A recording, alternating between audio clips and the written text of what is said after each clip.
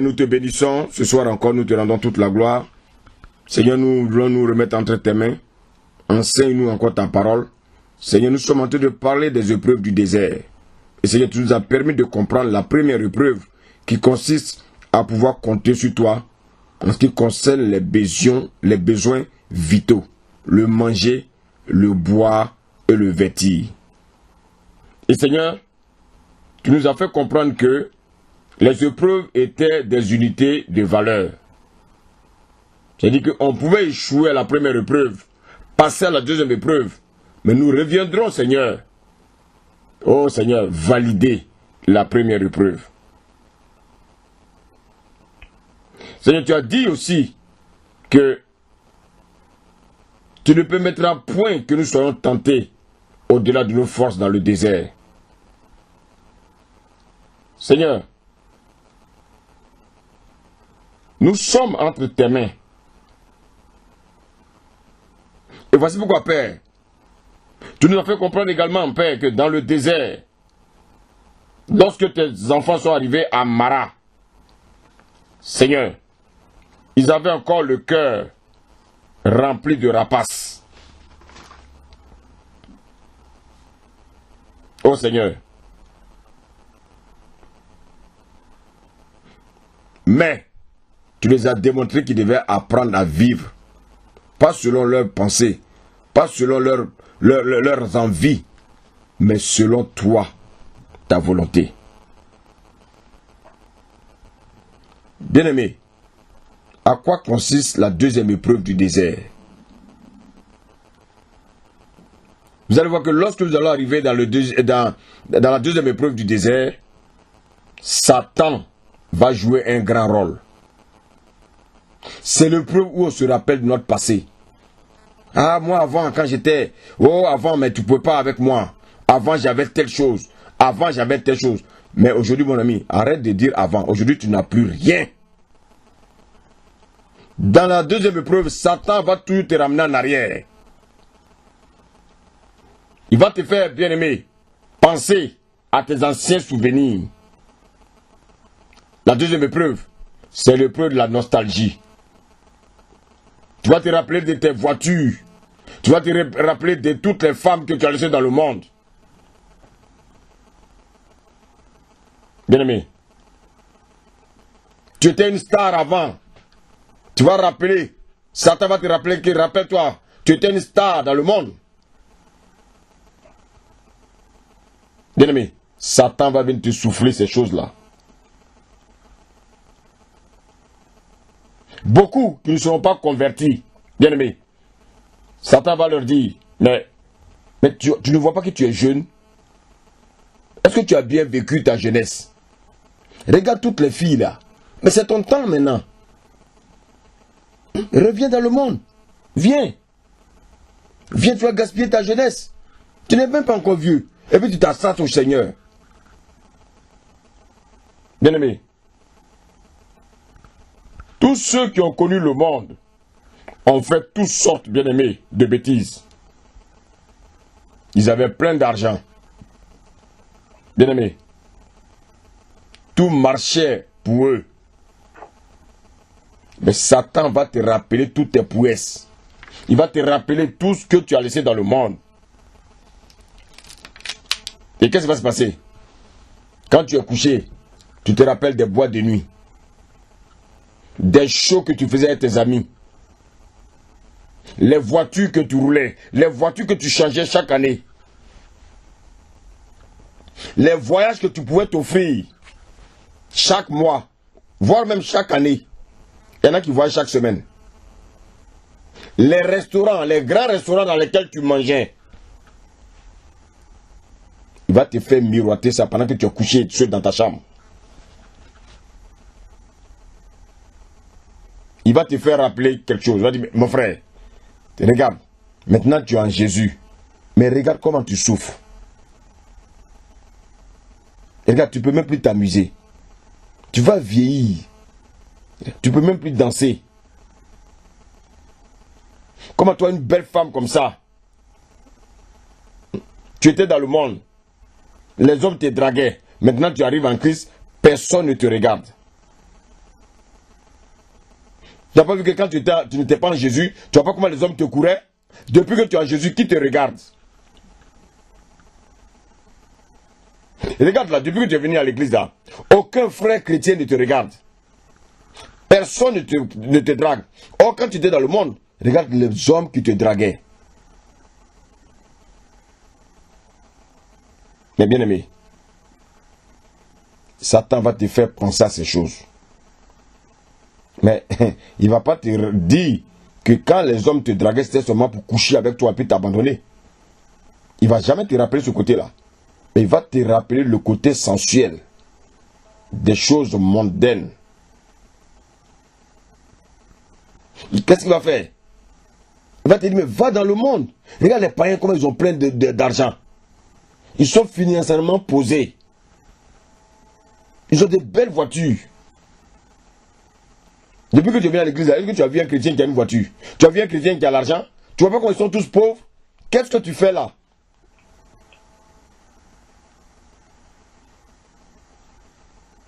Depuis que tu es venu là, tu as vu quelqu'un te proposer le mariage?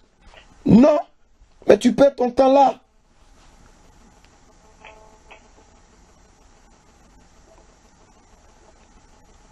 Et si tu ne fais pas attention, tu vas retourner dans le monde.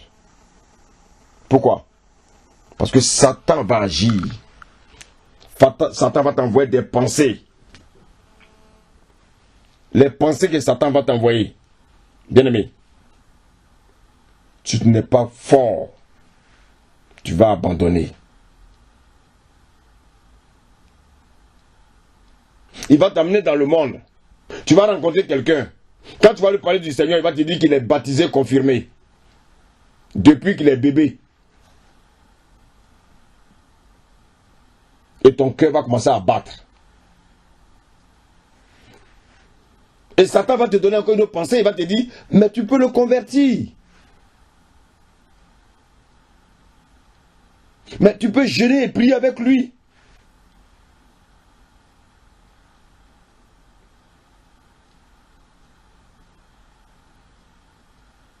Et la sœur va te dire, mais est-ce que tu t'acceptes, tu vas vraiment venir à Jésus? Il va te dire, mais oui, je suis prêt.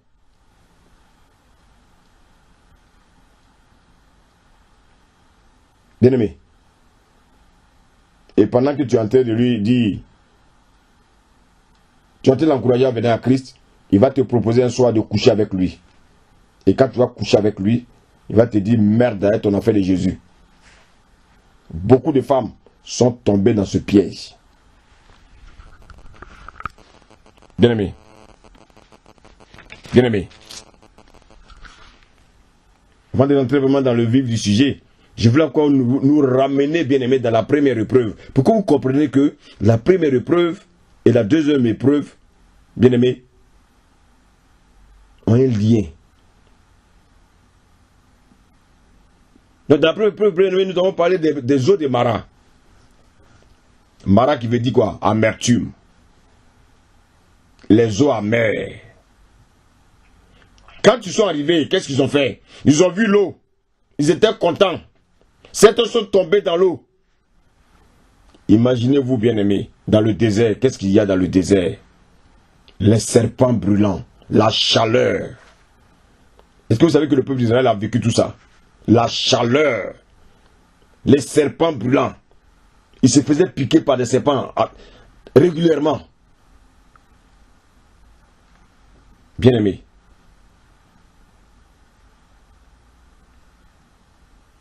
voici cette chaleur-là. Et voici, vous avez soif. Et automatiquement, voici un lac que vous voyez devant vous. Quelle sera votre réaction? Bien-aimé, imaginez-vous quelqu'un qui a perdu son emploi. Son emploi de directeur.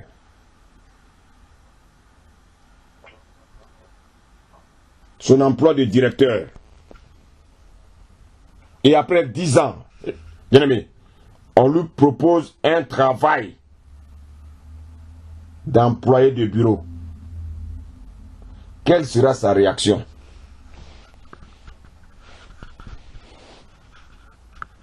Bien aimé. Donc il plonge dans l'eau. Et lorsqu'il goûte l'eau, cette eau est amère. Bien-aimé, la première caractéristique de la première épreuve est que vous allez connaître quelque chose de semblant, bien-aimé, un semblant de bénédiction. Vous savez que dans le désert, il y a ce qu'on appelle des oasis. Bien-aimé, dans votre désert, vous aurez aussi des petits soulagements. Bien-aimé, mais qui ne sont pas la fin du désert. Mais malheureusement, qu'est-ce qu'on constate? Le peuple d'Israël voulait se contenter des oasis. Mais bien aimé, ils avaient oublié leur destination. Beaucoup parmi nous, quand ils viennent à Christ, ils se contentent des oasis. Ils se contentent de certaines choses pour soulager, bien aimé, leurs besoins.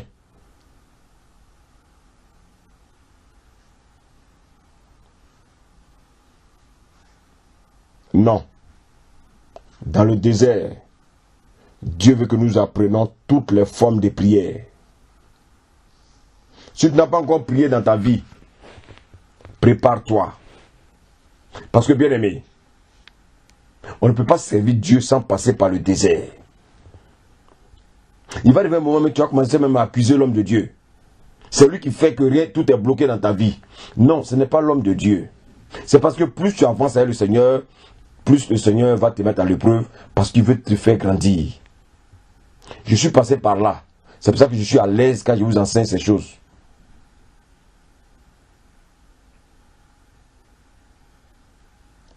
Il va vous mettre dans des situations où lorsque vous êtes un nouveau chrétien, vous demandez, vous l'obtenez tout de suite.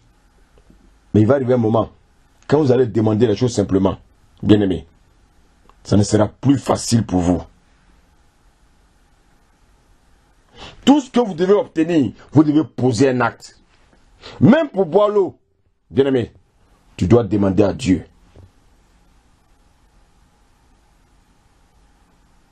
Alors qu'avant, pour boire, bien aimé, tu bois et tu verses même le contenu du verre. Tu bois la moitié et tu verses l'eau par terre.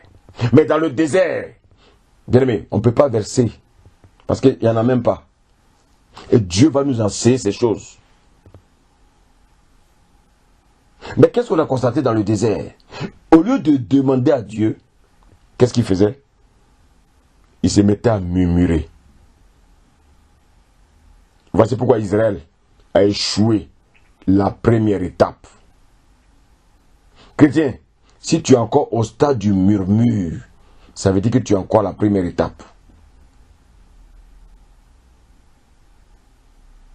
Tu n'as pas encore réussi cette première étape où Dieu veut te faire, bien-aimé, comprendre que pour tes besoins vitaux, tu dois apprendre à compter sur lui.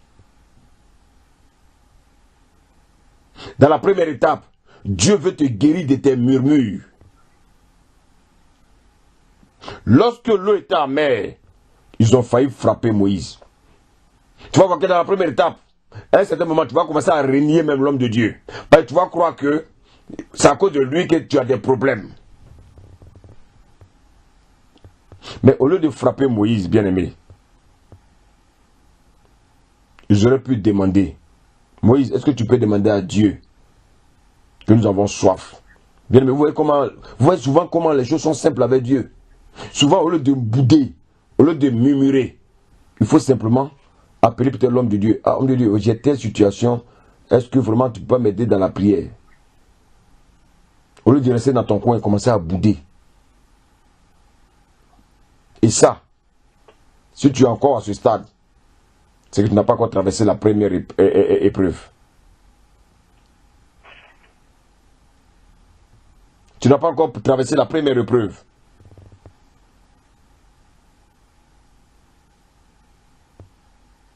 Beaucoup parmi nous, devant certaines situations, au lieu d'invoquer Dieu, ils se mettent à murmurer.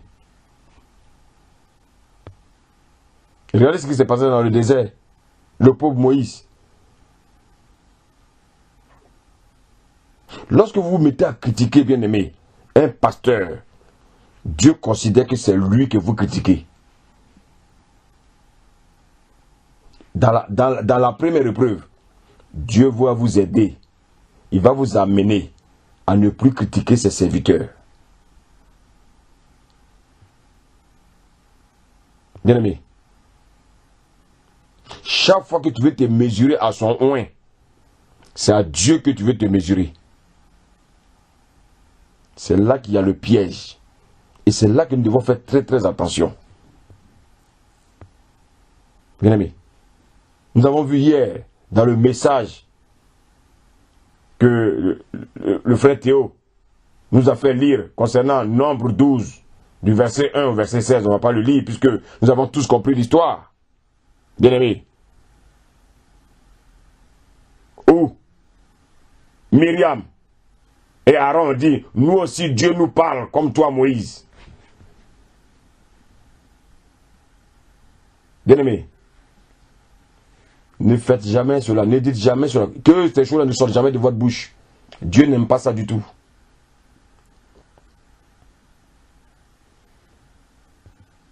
Tout ça, ça fait partie, bien-aimé, de la première épreuve. Les murmures.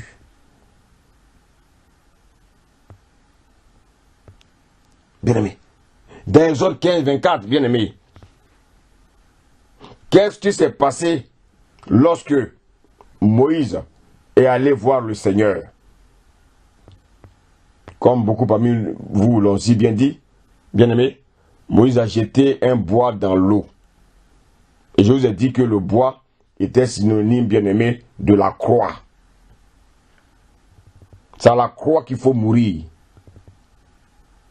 C'est à la croix que Dieu change nos amertumes en douceur. Donc, bien aimé, si tu as encore l'amertume en toi, il faut passer par la croix.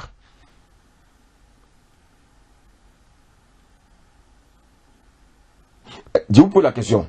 Est-ce que Dieu n'aurait pas pu purifier l'eau avant que les gens ne voient l'eau? Dieu ne pouvait pas purifier l'eau là, ne pouvait pas purifier l'eau avant que les gens ne commencent à boire?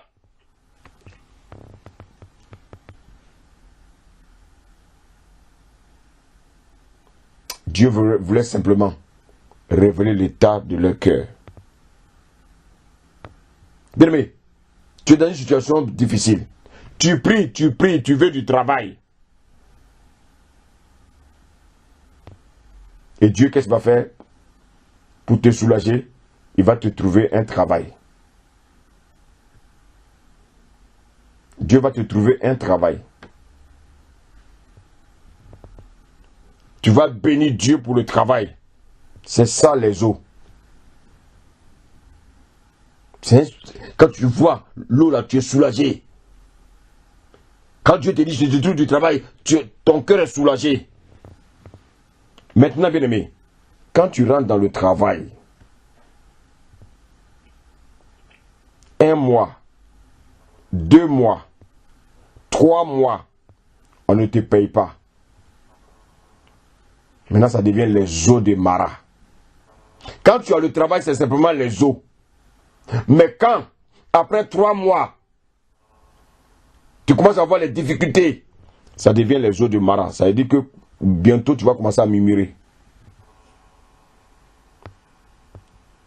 Tu avais soif et on te dit, voici les eaux. Voici un travail. Mais malheureusement, l'eau est amère. Malheureusement, le travail qu'on t'a donné là, on ne te paye pas. Tu as prié pour te marier. Voici un fiancé. Voici une fiancée. Bien-aimé.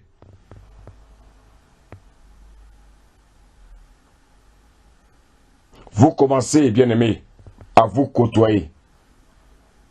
Et tu vois que c'est amer.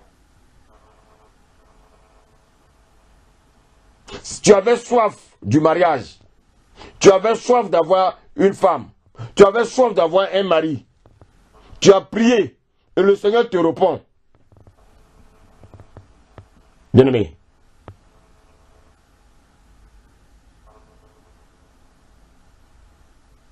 le Seigneur va te répondre. Et quand il te répond, dois savoir, bien-aimé, qu'il y a les eaux de Mara.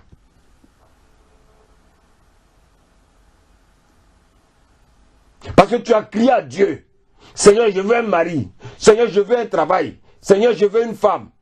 Mais quand le travail arrive, ce n'est pas ce que ton cœur veut. Quand le mari vient, ce n'est pas ce que ton cœur veut. Quand la femme vient, ce n'est pas ce que ton cœur veut. Fais très attention et ne murmure pas. Parce que tu as crié à Dieu. Maintenant, lui fait sa volonté. Je crois que je parle à des personnes ce soir. Ils ont murmuré. Au lieu de murmurer, que devaient-ils faire? Bien-aimé, ils devaient se mettre à prier. Écoute, tu as prié pour avoir un boulot. Tu travailles. Mais tu dois encore prier pour avoir un salaire. C'est à ce stade-là que Dieu va t'amener. Bien-aimé, le soulagement de Dieu. Dieu va étancher ta soif. C'est simplement un temps de rafraîchissement. Mais ce n'est pas le définitif. Parce que Dieu te forme. Bien-aimé, avez-vous vu quelqu'un qui travaille et qui se met encore à prier pour avoir un salaire parce qu'il n'est pas sûr qu'on va lui donner un salaire? Dieu va nous mettre souvent dans cette situation où tu vas travailler, le patron va refuser de te payer parce que Dieu va faire, Dieu exprès va endurcir son cœur parce qu'il veut te former, il veut voir ta réaction. Tu rentres dans ton foyer, bien-aimé, et ton mari est difficile, les eaux de Mara. Tu rentres dans ton foyer et la femme est difficile, celle-là dont tu entendais la voix, tu disais apparemment elle est gentille, apparemment je la vois sourire. Mon ami, c'est les lèvres, les dents que tu vois, mais est-ce que tu as vu l'état du cœur?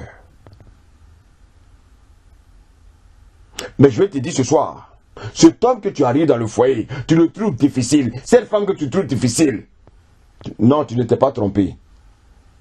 C'est Dieu qui l'a choisi. C'est les eaux de Mara. C'est à travers la difficulté de cet homme que tu vas continuer ton désert. Bien-aimé, suivez bien l'enseignement parce que ça forme. Aujourd'hui, rien ne peut m'ébranler. Parce que, bien-aimé, je n'ai pas fini les épreuves, mais j'ai fait beaucoup. Je suis passé par beaucoup d'épreuves.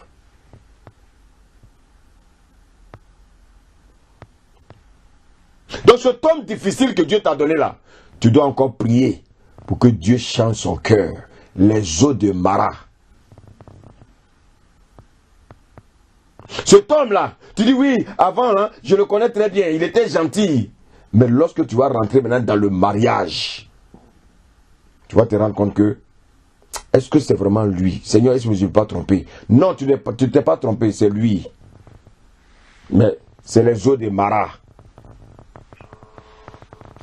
Bien-aimé, tu as eu du travail. Tu travailles, bien-aimé, tout le temps. Maintenant pour le salaire, ça devient difficile. Les eaux de Mara. Les eaux de Mara.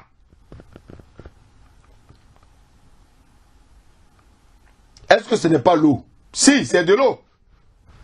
Mais c'est de l'eau amère. Le travail qu'on t'a donné qu'on ne te paye pas là, est-ce que ce n'est pas un travail? Si, c'est un travail. Mais on ne te paye pas. Les eaux de Mara.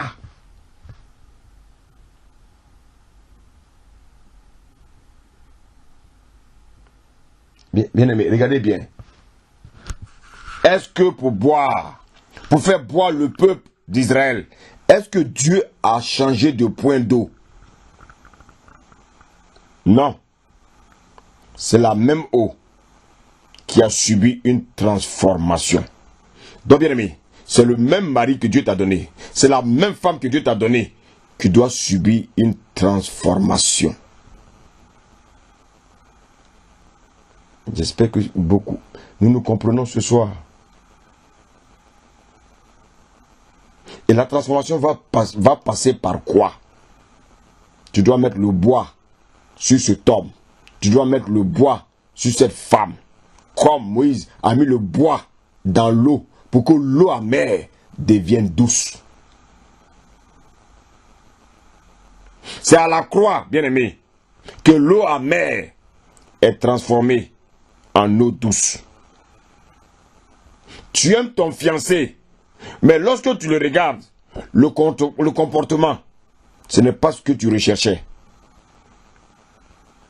Et tu dis, mais Seigneur, tu ne m'as pas dit que c'est mon mari. Dieu te dit, oui, c'est ton mari. Mais tu dois le transformer toi-même par ta douceur. Maintenant, gare à toi. Si le monsieur n'est pas doux, et toi, si tu n'es pas douce, tu vas gêner et plier. Si tu veux que le monsieur soit transformé pendant 10 ans, si tu veux qu'il soit transformé pendant 1 mois, ça dépend de toi. Mais ce n'est pas dans les murmures. Ce n'est pas en allant chez des camarades pour aller dire, oui, je crois qu'il est trop difficile, il est ceci, cela. Ce n'est pas en allant murmurer chez tes voisins, en allant murmurer chez tes parents qu'il va changer. Non. Dieu te met à l'épreuve. Tu dois prier pour cet homme jusqu'à ce que il soit transformé. Il était un bagarreur. Toi aussi, tu étais une femme qui aimait la bagarre. Bien-aimé, retouchez bien vos manches spirituelles. Parce que vous allez passer des moments dans la prière. Vous allez passer des moments, bien-aimé, dans le jeûne. Pour que cet homme, pour que cette femme-là soit transformée. Les eaux de Mara ont besoin de passer par la croix.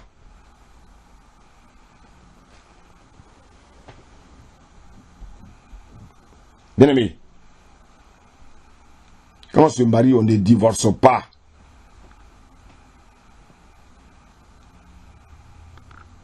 Voici pourquoi, bien-aimé, tous ces moments que nous sommes en train de passer, chacun doit faire un travail à l'intérieur de lui. Chacun doit faire un travail à l'intérieur de lui.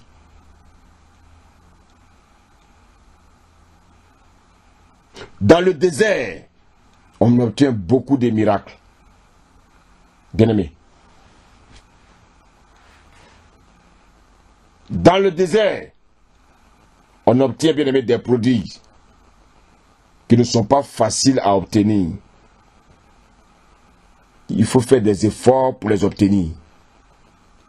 Dans le désert, on ne récolte pas forcément ce qu'on sème. Pourquoi? Parce que la terre, bien aimé, est difficile à exploiter. Si vous avez vu déjà un désert, vous allez vous rendre compte qu'il n'y a même pas un arbre. Mais dans la terre promise, tout ce que vous semez, vous récoltez. Parce que vous posez un acte. Et vous savez comment obtenir, bien aimé, récolter là que vous posez.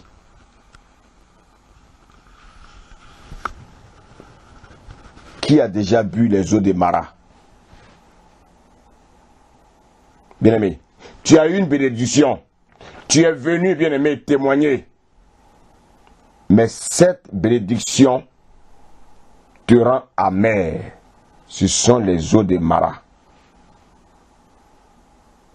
Et souvent, beaucoup abandonnent ces bénédictions qui venaient de Dieu. Et comme c'est amer, ils disent que ça vient de Satan. Alors que Dieu voulait t'enseigner les fruits de l'esprit, l'amour, la patience, la douceur. Bien-aimés, les eaux de Mara nous permettent, bien-aimés, de rechercher le fruit de l'esprit.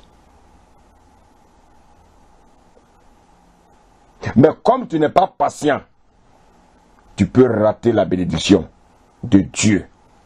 Et tu vas chercher pour toi, qui au début sera un semblant de pureté. Et après, ça va devenir amer.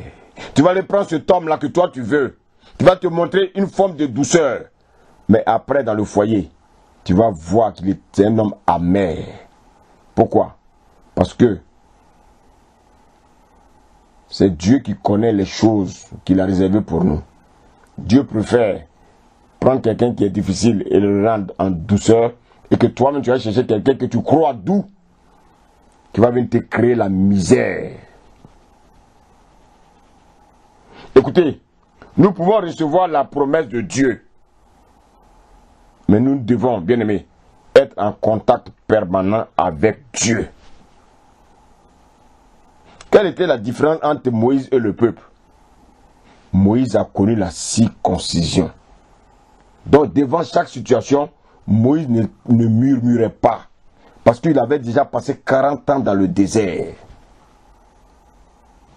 La circoncision est une étape importante pour chaque chrétien. Bien aimé, il faut que tu le saches. Sinon tu vas aller directement dans le mur. Chaque fois que Moïse avait un besoin, il allait devant Dieu. Apprends à aller devant Dieu au lieu de murmurer. Bien-aimé,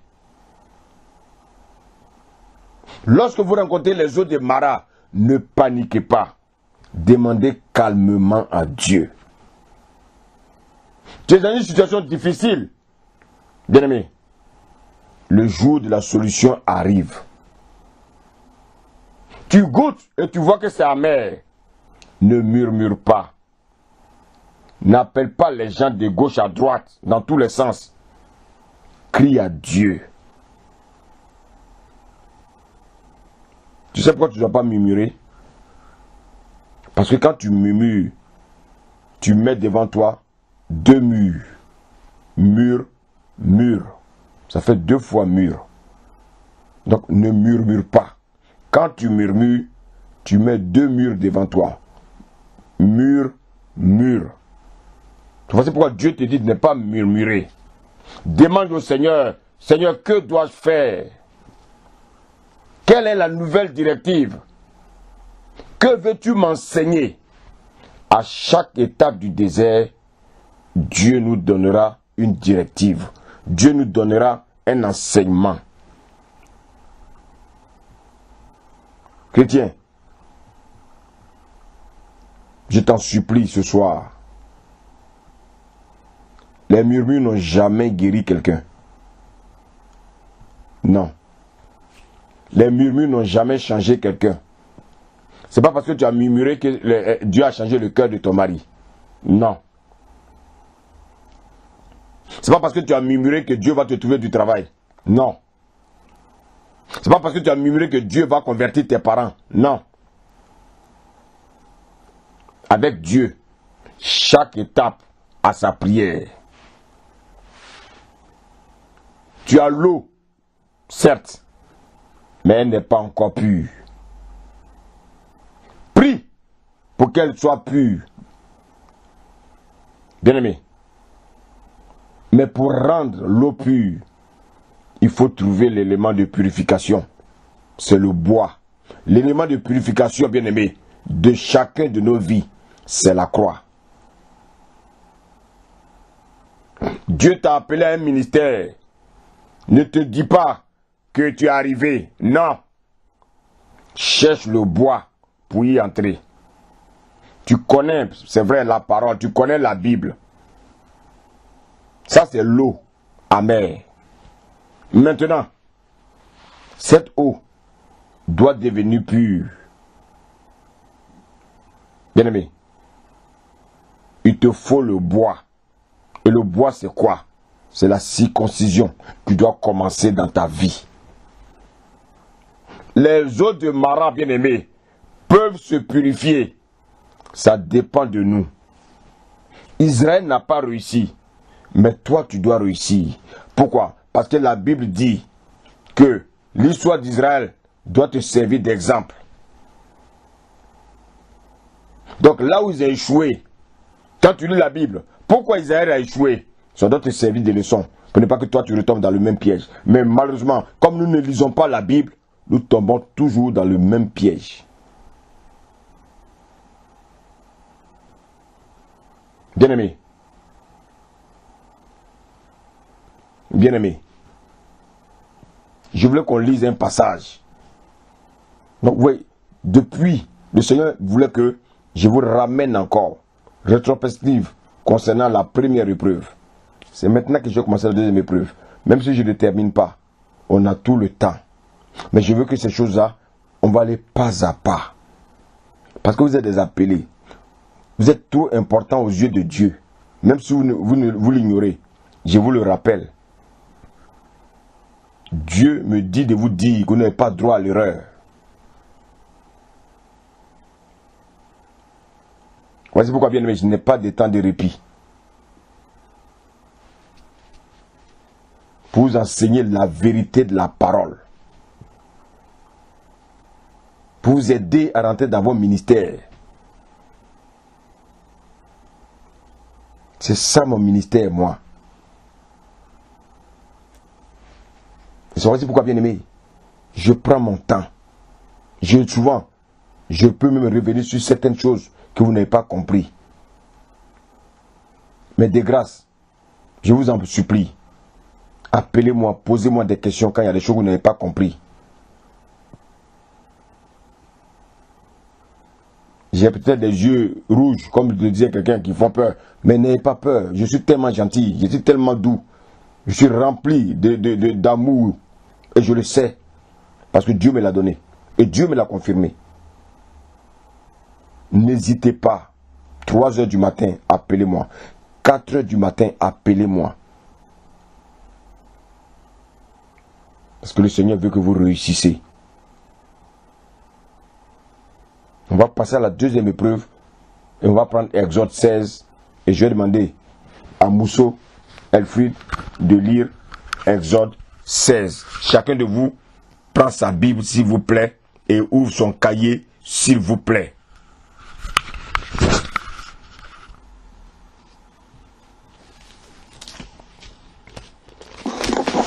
Amen. Amen. Exode 16.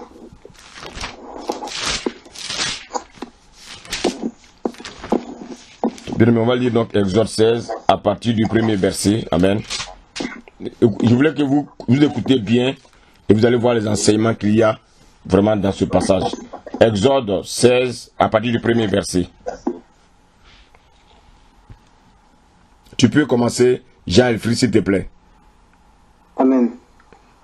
Toute l'assemblée des enfants d'Israël partit d'Élim, et ils arrivèrent au désert de Sin, qui était entre Élim et Sinaï, le 15e jour du second mois après leur sortie du pays d'Égypte. Et toute l'assemblée des enfants d'Israël murmura dans le désert contre Moïse et Aaron. Vous avez vu, ils ont continué encore à murmurer. Vous savez pourquoi ils ont continué à murmurer? Parce qu'ils n'ont pas réussi la première épreuve. Donc, bien aimé, Dieu peut te dire que tu es orgueilleux. Dieu peut t'amener dans une autre épreuve. Mais tu vas voir que pendant que tu es en train de lutter contre l'autre épreuve, l'orgueil peut t'empêcher encore d'échouer à la deuxième épreuve. Waouh! Continue la lecture. Amen. Les enfants d'Israël leur dit: Que sommes-nous nous morts par la main de l'Éternel dans le pays d'Égypte, quand nous étions assis près des pots de viande, quand nous mangions du pain à satiété, car nous vous avez menés dans ce désert pour faire mourir de faim toute cette multitude. Amen. Amen. Merci Seigneur. Tu peux fermer ton micro. Bon, bien aimé, regardez bien. Écoutez-moi bien, s'il vous plaît.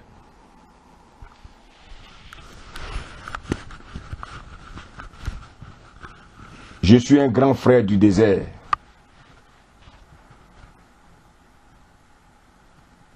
Donc, je ne peux que vous donner des conseils pratiques pour que vous puissiez réussir, bien aimé. Si vous voyez que beaucoup d'hommes de Dieu ont échoué, c'est parce qu'ils ont échoué aux épreuves du désert. Alors, je vous en prie, suivez bien l'enseignement.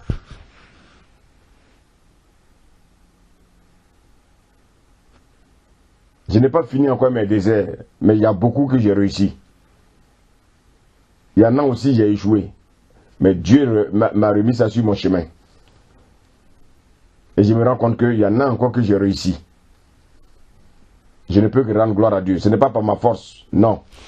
Simplement parce que j'ai décidé de réussir. Et Dieu m'aide. Bien-aimé, je vis sur la terre, mais je ne suis pas content, bien-aimé, d'être sur la terre. Je veux retrouver Jésus. Je vous le dis sincèrement. Moi, je veux retrouver Jésus. Je veux partager sa gloire avec lui. Vous savez, dans ce monde-là, il n'y a rien de bon. Vous savez, plus vous allez connaître Dieu, plus vous allez vomir ce monde dans lequel nous vivons. Il faut qu'au travers de votre témoignage, la vie des gens qui vous entourent change.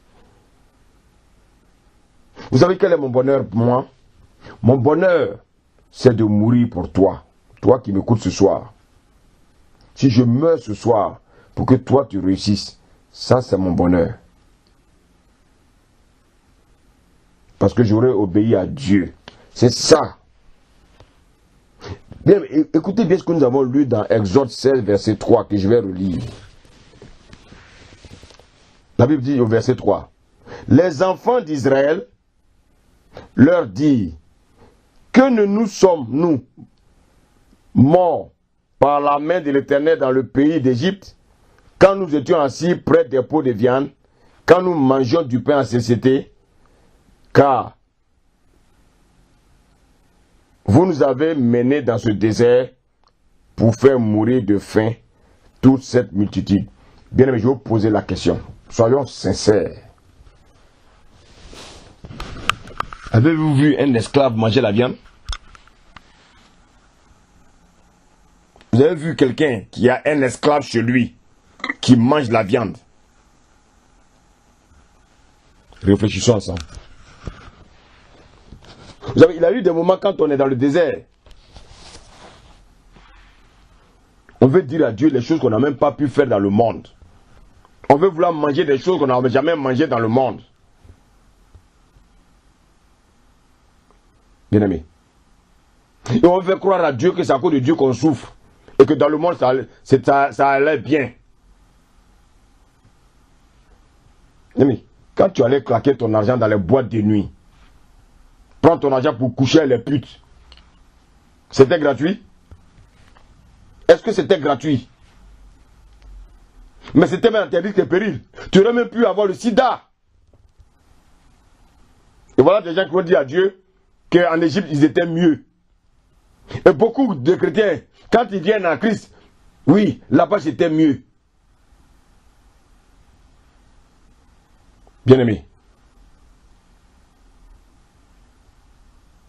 Non mais, dites-moi, quel est l'esclave qui mange la viande chez son patron? Quel est l'esclave là qui dit qu'il mange la viande chez son patron? Quel est ce patron qui va donner la viande à son esclave?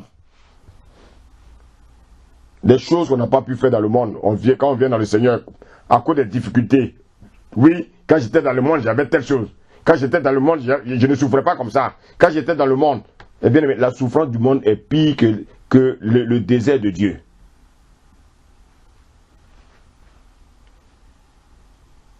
Bien-aimé.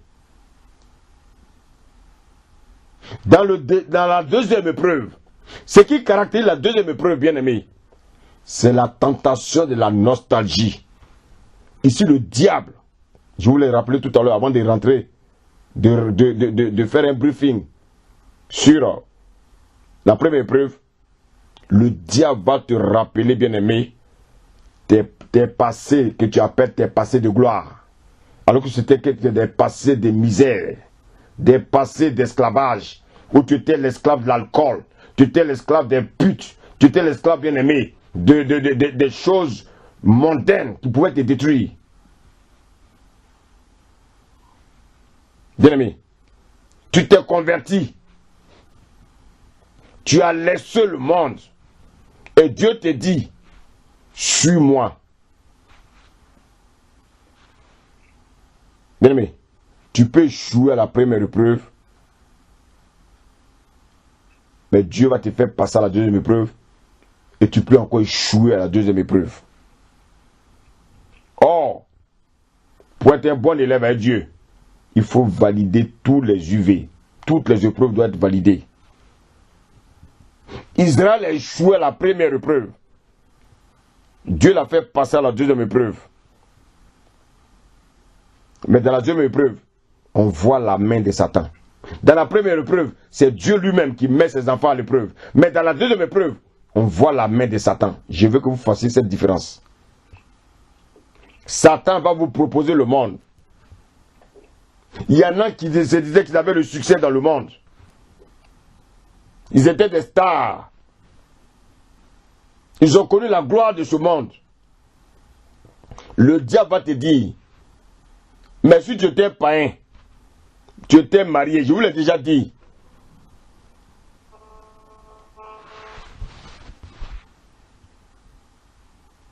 Bien-aimé, tu as vu, depuis que tu es venu en Christ, est-ce que tu es un mari? Commence à t'habiller comme une pute. Commence à porter les pantalons plaqués. Commence à porter les tenues. Et puis on va voir ton ventre. C'est là que tu auras un mari. Voici pourquoi, bien aimé, dans l'église, il y a des femmes qui s'habillent comme des putes. Des femmes qui portent des pantalons plaqués pour montrer leur postérieur, pour montrer leur corps. C'est Satan, bien aimé. C'est Satan qui leur donne ces pensées-là. Croyant qu'avec ça, elles auraient un mari. Mais Dieu n'a pas besoin de ça pour avoir un mari. Bien aimé, écoutez-moi bien les femmes là. C'est depuis que vous avez commencé à porter les robes que Dieu vous a montré vos maris.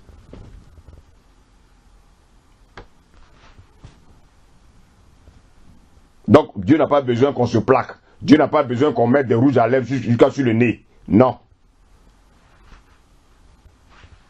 Satan, c'est lui qui met ses pensées là en vous. Vous n'avez pas besoin de ça. Vous n'en avez pas besoin.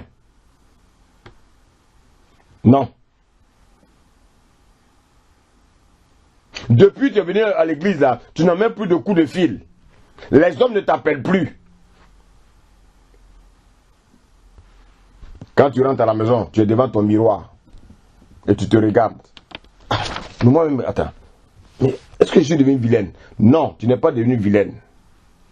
Mais Dieu a caché ta beauté parce qu'il est en train de te circoncire.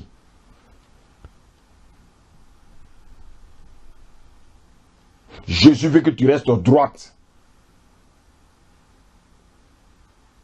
Quand tu passes même dans un endroit où il y a des hommes, Dieu ferme les yeux à ces hommes-là. Parce qu'il doit te travailler, il doit changer ton cœur. Et le diable va te faire des propositions. Parce que tu n'es pas patiente. Il va te dire, mais écoute, commence à t'habiller comme les femmes du monde là. Toi aussi. Mais avant tu t'habillais comme ça, tu as vu comment les hommes te cherchaient? Depuis que tu t'habilles plus comme ça, est-ce que quelqu'un te regarde? Si le Seigneur nous fait du bien ce soir, mettez-moi des amens là. Bien-aimé. Amen. Bien-aimé, écoutez-moi bien là. Tu n'as pas besoin d'être extravagant pour avoir un mari. Tu n'as pas besoin d'être extravagant pour avoir une femme. Dieu aime la simplicité.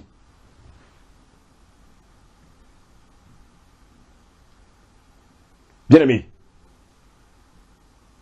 tu es venu. Tu n'as pas de papier.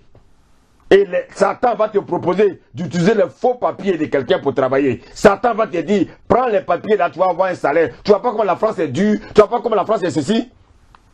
Satan va te donner les pensées. Satan va te montrer quelqu'un dans l'église. Tu vois pas le frère qui est assis à gauche là. Regarde là, il était sans papier. Mais il prend le papier de son cousin pour travailler. Satan va te montrer ça. Et pendant cela, Dieu te regarde. Bien-aimé, tu vas travailler le papier de quelqu'un pendant combien d'années? Et avec ça, tu vas venir t'asseoir dans la maison de Dieu pour dire Alléluia. De quel Alléluia parles-tu? Amen. Mais quel amen? Ah, quel amen? Dis-moi là. Tu as la carte d'identité de quelqu'un d'autre dans ta poche, tu as 2 identités, et tu viens à l'église pour dire amen. Et ça, allez dans les assemblées de Paris. Il n'y a que des sans-papiers. Allez dans l'assemblée de Paris. Il n'y a que des sans-papiers. Ils ont leur passeport du pays. Et puis ils ont la carte, le papier de quelqu'un qui vit en France. Donc quand la police les poursuit, il y a 2 identités. Quel est ton nom? Souvent, mais il ne connaît même pas le nom de celui qui lui a donné le papier.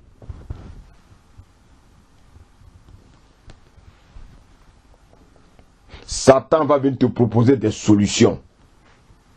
Des solutions de facilité. Satan va te faire miroiter le monde. Bien-aimé. Exode 16 nous montre que Israël, Satan a rappelé Israël la gloire qu'ils avaient en Égypte. Écoutez-moi bien, la leçon que nous devons retenir dans cette deuxième épreuve. Satan va t'amener à régner Dieu. Il va t'amener à régner Dieu afin que tu retournes dans le monde. Bien-aimé.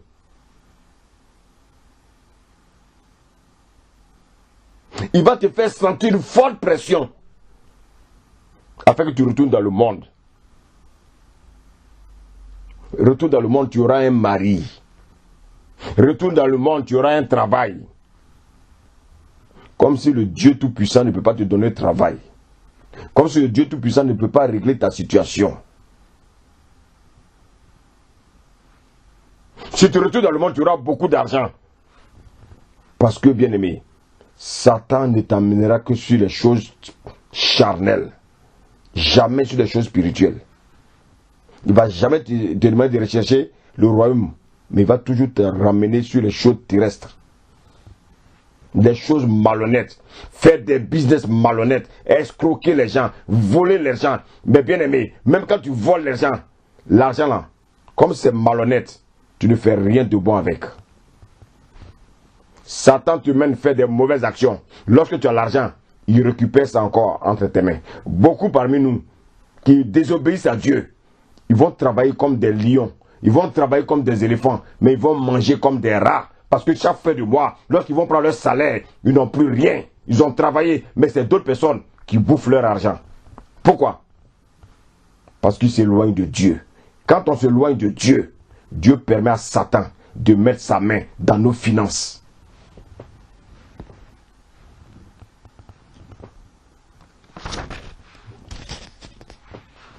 Bien aimé, moi je ne sais pas prêcher autre chose.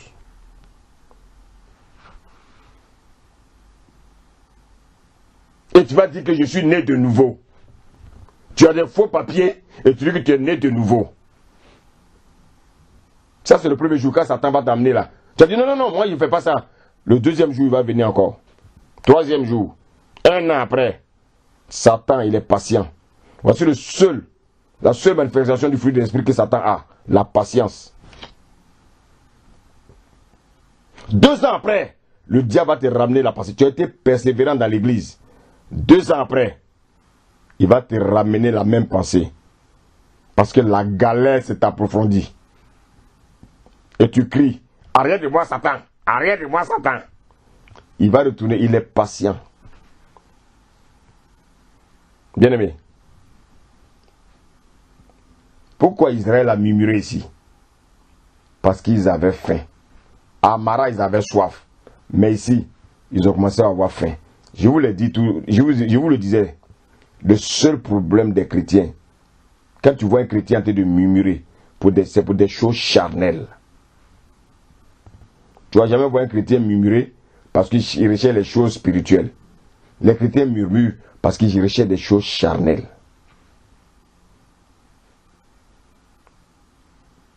Est-ce que manger c'est la convoitise? Non. Ils veulent manger, bien aimé, parce qu'ils ont faim. C'est pour pouvoir survivre. Mais là encore, Dieu leur demande de prier afin de recevoir le repas. Bien-aimé, Satan va te dire, retourne dans le monde. Il y a plein de gars qui attendent. Et tu perds ton temps ici. Qui te regarde à l'église? Aucun homme ne te regarde. Bien-aimé, Satan va t'envoyer ces pensées-là. 2 ans, 3e année, tu vas dire, ah non, le pasteur là, maintenant il m'énerve là. Le pasteur là, oui. Mais c'est ouais, il prend tout notre argent. Regarde comment il s'habille. C'est-à-dire, Satan va t'envoyer des pensées maintenant. C'est le pasteur, maintenant tu vas commencer à attaquer. Oh, Dieu a dit, ne touchez pas mes oins. Donc Satan va t'amener non seulement à attaquer le pasteur pour que tu aies la malédiction, mais il va encore penser maintenant à te ramener dans le monde. Bien-aimé. Bien-aimé. Beaucoup de femmes sont allées prendre des hommes dans le monde, les amener à l'église, croyant les transformer. Mais ce sont les hommes qui les ont transformés en les ramenant dans le monde. Bien-aimé. Beaucoup tombent dans la 2e épreuve. Beaucoup tombent dans la 2e épreuve. Beaucoup tombent dans la 2e épreuve. Bien-aimé, je ne sais pas aujourd'hui la situation dans laquelle tu es. Mais je vais simplement te dire ce soir, pour m'arrêter là, pour te dire, la marche chrétienne n'est pas facile, mais elle est possible. Lorsque tu mettras ta confiance au Seigneur, lorsque tu croiras que ce Dieu-là est vivant, lorsque tu accepteras tout ce qu'il te dira, même lorsque tu le trouveras difficile, ce n'est pas toi qui le feras, mais lorsque tu mettras ta confiance en lui, lui, il ouvrira le chemin afin que tu puisses rentrer, bien-aimé, dans tes bénédictions. En ce qui concerne la 2e épreuve, nous allons le terminer la prochaine fois, parce qu'il y a encore des choses intéressantes à dire. Que le Seigneur nous fortifie ce soir, que le Seigneur nous garde et continue encore à nous enseigner, afin que, bien-aimés, nous ne tombons point en tentation. Parce que, bien-aimés, le diable va continuer à nous tenter. Dans la 2e épreuve, le diable va t'amener à régner Dieu. Mais refuse. Parce que si tu régnes Dieu, toi-même, tu ouvres ton chemin vers les temps de feu. Que le nom du Seigneur soit béni ce soir. Amen.